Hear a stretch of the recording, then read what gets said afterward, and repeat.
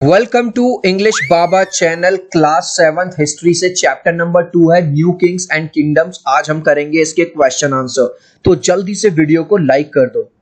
I hope children आपने video को like कर दिया है और अभी तक चैनल को सब्सक्राइब नहीं किया तो सब्सक्राइब कर दो सो दैट आपको हमारे सारे अपडेट्स मिलते रहें। तो चिल्ड्रन क्वेश्चन नंबर 1 में दिया है मैच द फॉलोइंग। तो सबसे पहले देखो गुर्जरा प्रतिहारास को हम किससे मिलाएंगे? गुजरात एंड राजस्थान से। राष्ट्रकूटास कहां के थे? वेस्टर्न डेक्कन में इनका शासन चल रहा था।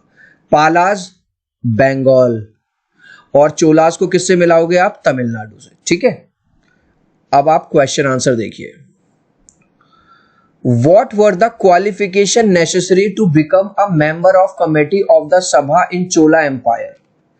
क्वेश्चन ये पूछ रहा है अगर चोला एम्पायर में आपको कमेटी का मेंबर बनना है तो उसके लिए क्या क्या क्वालिफिकेशन चाहिए। तो पहले हम इमेजेस से समझेंगे। भाई पहली क्वालिफिकेशन ये चाहिए कि उस आदमी के पास लैंड यानी कि जमीन होनी चाहिए खुद की और उसका रिवेन्यू आना चाहिए। और दूसरी क्वालिफिकेशन क्या थी? उस आदमी के पास अपना खुद का घर होना चाहिए। तो 2 पॉइंट्स हमें मिल गए। पहले हम ये वाले 2 पॉइंट्स कैसे लिखेंगे वो देखो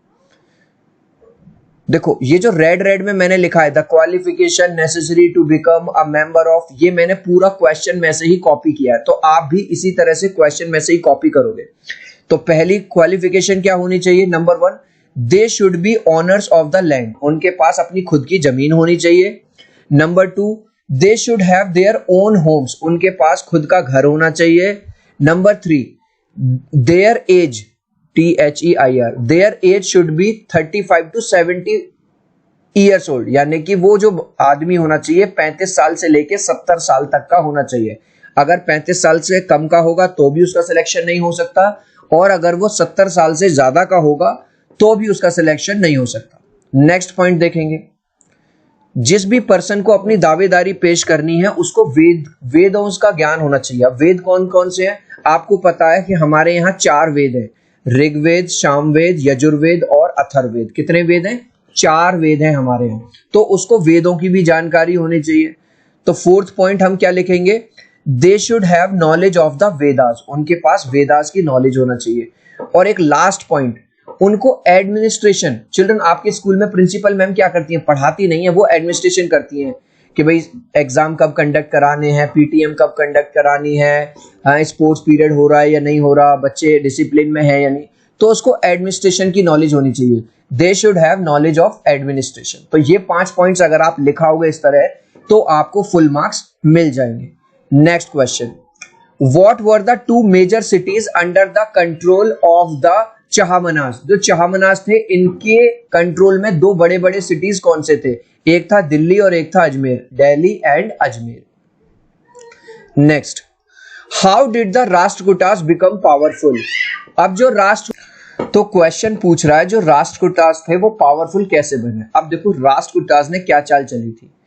ये जैसे यहाँ पे आपको इमेज में ये राजा दिखाई दे रहा है और ये मंत्री दिखाई दे रहा है। तो जो राष्ट्रकूटास थे वो इस राजा के नीचे थे। यहाँ पे ये देखो, राष्ट्रकूटास जो थे वो चालुक्यंस के नीचे थे, यानी कि इनके जो लॉर्ड थे, ओवरलॉर्ड थे चालुक्यंस।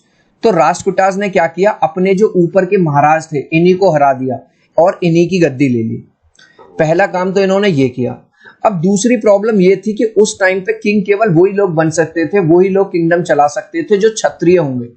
तो इन लोगों ने क्या किया? इन लोगों ने हिरण्यगर्भ कराया। अब हिरण्यगर्भ क्या है? ये इस तरह का एक रिचुअल होती थी, एक पूजा होती थी जो ब्राह्मण लोग कराते थे।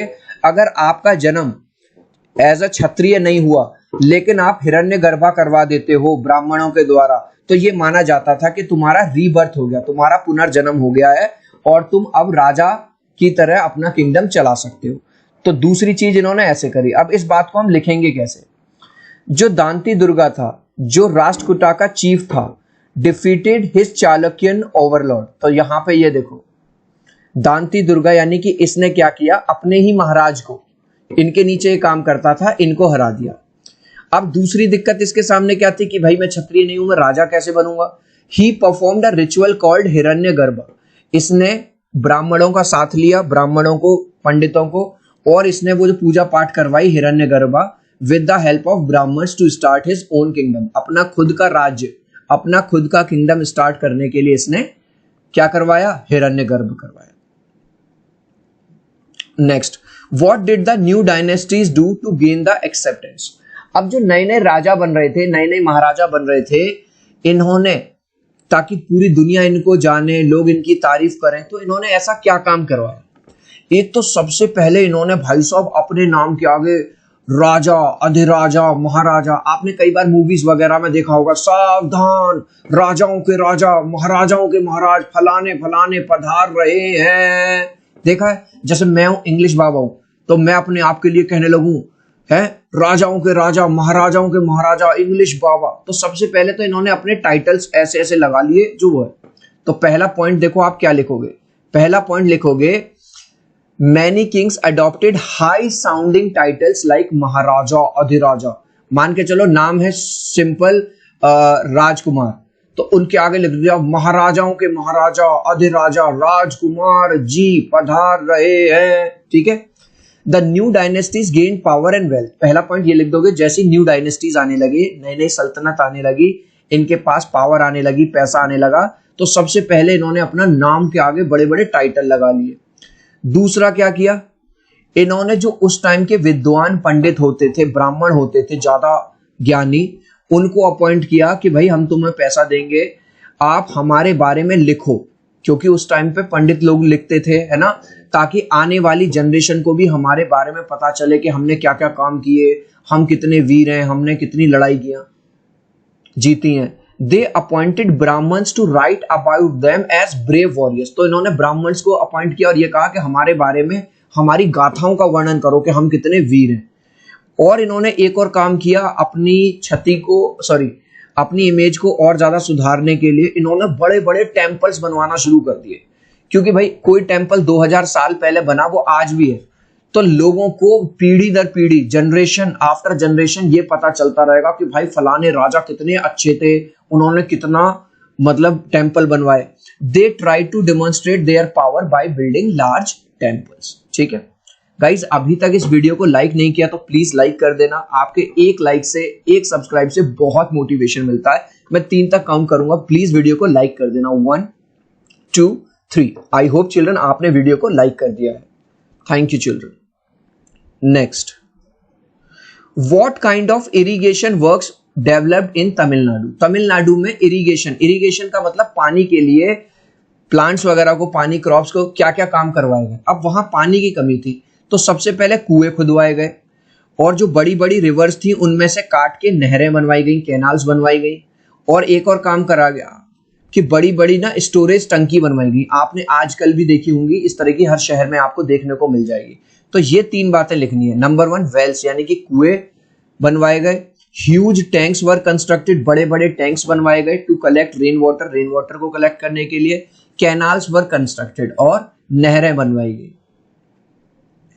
What were the activities associated with Chola temples? Chola temples में कौन कौन सी एक्टिविटीज एसोसिएटेड थी। चिल्ड्रन अगर आप आज भी किसी भी फेमस मंदिर के आसपास जाओगे तो वहां पे आपको इस तरह की दुकानें दिख जाएंगी, है ना। वहां कोई नारियल बेच रहा है, कोई फूल माला बेच रहा है, कोई पत्ती बेच रहा है, कोई दीपक बेच रहा है, कोई दिया बेच रहा है, कोई धूप बत्ती बेच रहा है, ठीक है। तो जब ये मंदिर बनने लगे तो भाई वहां पे लोगों की भीड़ आने लगी, जब भीड़ आने लगी तो दुकानें सजने लगी, तो यानी लोगों का कारोबार चलने लगा। तो पहला पॉइंट तो आप क्या लिख दोगे, पहला पॉइंट ये लिख दोगे, Chola temples had become centre of attraction, मतलब बहुत ज्यादा भीड़ वहां आने लगी। दूसरा, अभी हमने देखा craft production was associated with temples. अब यार उस टाइम पे बड़ी बड़ी मशीन तो थी नहीं कि मशीनों से बन के आ रही हैं, तो जो फूल हैं, माला हैं, ठीक है, प्रसाद है, दीपक है, ये सब हाथों से बने हुए होते थे। तो जो क्राफ्ट वर्क होता था वो भी भाई साहब मंदिरों से एसोसिएटेड होने लगा। तीसरा, जो राजा महाराजा होते थे और जो रिच लोग होते थे वो जमीन दान दे देते थे मंदिरों के नाम। अब इस जमीन से क्या होता था, या तो इसका रिवेन्यू आता था, टैक्स आता था, या फिर इस जमीन पे जो खेती बाड़ी उगती थी उससे जो भी पैसा आता था वो किसको जाता था, मंदिर में जो काम करने वाले ब्राह्मण थे, मंदिर की जो साफ सफाई करने वाले स्वीपर्स थे, और मंदिर से एसोसिएटेड ऐसे क्राफ्ट्समैन जो भगवान की मूर्तियां बनाते थे, इनकी सैलरी निकलती थी इनसे। तो देखो, kings and rich people donated land to temple, जो राजा और बड़े लोग जो होते थे वो टेम्पल्स को लैंड यानी कि जमीन दान में दिया करते थे। इस लैंड से क्या होता था, इस लैंड पे जो प्रोडक्शन होती थी, इस लैंड का जो रेवेन्यू होता था was used as a salary of temple workers. भाई ये जो टेंपल में काम कर रहा है इसका भी तो घर बार होगा, भाई इनका भी तो घर बार होगा, इनको भी तो पैसे चाहिए, तो इन सब चीजों से इनकी सैलरी निकाली जाती थी। चिल्ड्रन, इस लास्ट क्वेश्चन का आंसर आप मुझे दोगे कमेंट सेक्शन में, देखता हूं कितने बच्चे राइट आंसर देंगे। How many Vedas are there, अभी मैंने बताया था कितने वेद हैं, 1 2 3 या 4। आई होप मेरा ये छोटा सा वीडियो आपको बहुत अच्छा लगा होगा। वीडियो को लाइक कर देना, चैनल को सब्सक्राइब कर देना। अब हम मिलते हैं अगले वीडियो में। मैं देखूंगा आप में से कितने बच्चे राइट आंसर देंगे। आप चाहो तो अपने आंसर में A B C या D लिख देना, मैं समझ जाऊंगा।